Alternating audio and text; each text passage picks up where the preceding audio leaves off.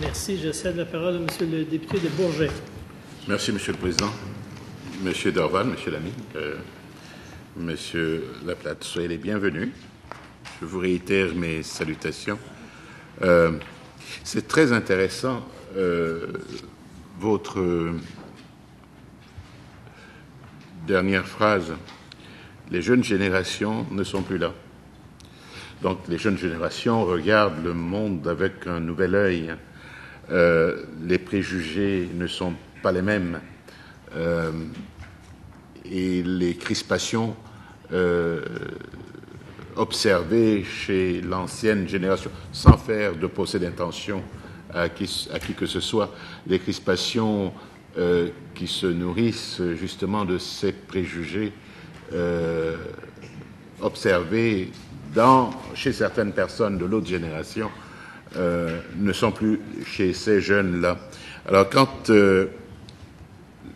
cette génération-là parle de la nécessité de la réévaluation des compétences relativement aux individus ayant obtenu leur diplôme à l'extérieur,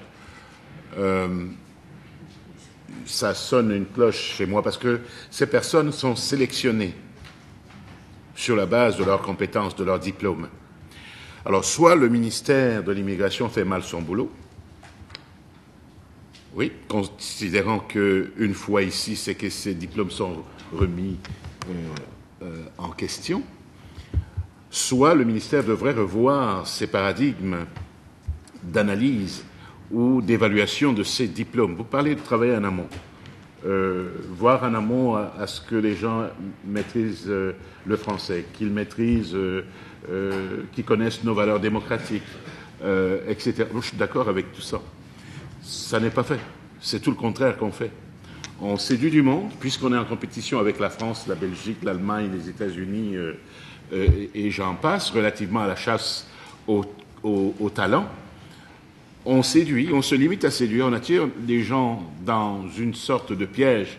Je dis piège pour 24% de chômeurs dans la grande région de Montréal, qui arrivent avec des illusions et face à la réalité de terrain,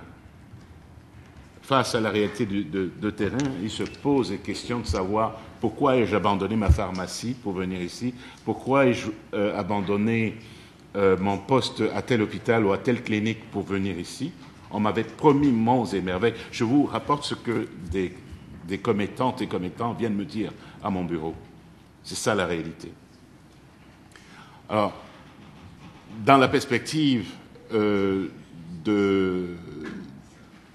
résultats que nous attendons de l'ensemble des travaux que nous avons amorcés depuis le mois de février, parce que c'est en 3 temps que ce travail s'est établi, entre la politique d'immigration et aujourd'hui les seuils, est-ce qu'il n'y a pas lieu, justement, de revoir les paradigmes de façon à ce que l'approche en matière d'immigration soit plus transparente et respectueuse de ces gens-là, parce que ce ne sont pas des marchandises, ce sont des êtres humains, ce ne sont pas des biens meubles.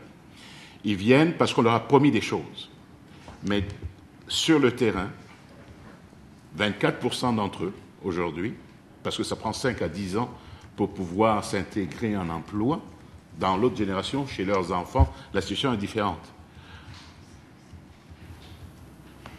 Est-ce qu'il n'y a pas lieu d'avoir une approche beaucoup plus transparente et plus structurée, allant dans le sens de ce que vous proposez? Maîtriser avant d'arriver, contrôler les diplômes ou évaluer les diplômes avant d'arriver, parce que certains me disent, à titre de député, vous savez, M. Coteau, j'ai l'impression qu'ils se servent de cette idée ou de cette histoire d'évaluation de compétences parce qu'ils ont peur de me rejeter, parce que je suis différent d'une autre culture ou parce que je ne parle pas assez bien leur langue. Voyez, on lit la perception des gens qui reçoivent, mais je pense qu'il faut également s'attarder sur la perception des gens qui sont reçus. C'est des drames personnels, individuels et familiaux que ces gens vivent. Je réitère ce que je disais, ce ne sont pas des biens meubles, ce sont des individus qu'il faut approcher comme tels. Partant en amont, respectons-les, soyons transparents, rigoureux, Pour y aller, il est mieux de maîtriser la langue, il est mieux de connaître les valeurs démocratiques de ce pays.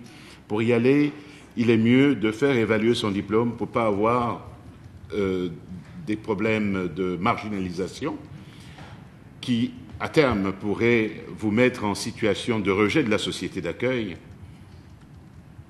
Vous savez ce que le sentiment de non-appartenance peut susciter pour les générations qui suivent après. On voit ce qui se passe en Europe aujourd'hui. Tout cela est lié. C'est pourquoi j'en parle avec un peu d'émotion, mais c'est les paradigmes qu'il faut revoir, partant du concept simple de revoir, de réévaluer, d'analyser en amont. Pas une fois que les gens sont rentrés ici. Une fois qu'ils sont rentrés ici, il est trop tard. Ils ont tout abandonné chez eux. C'est le commentaire que je voulais faire. Oui. Est-ce qu'il me reste du temps ou...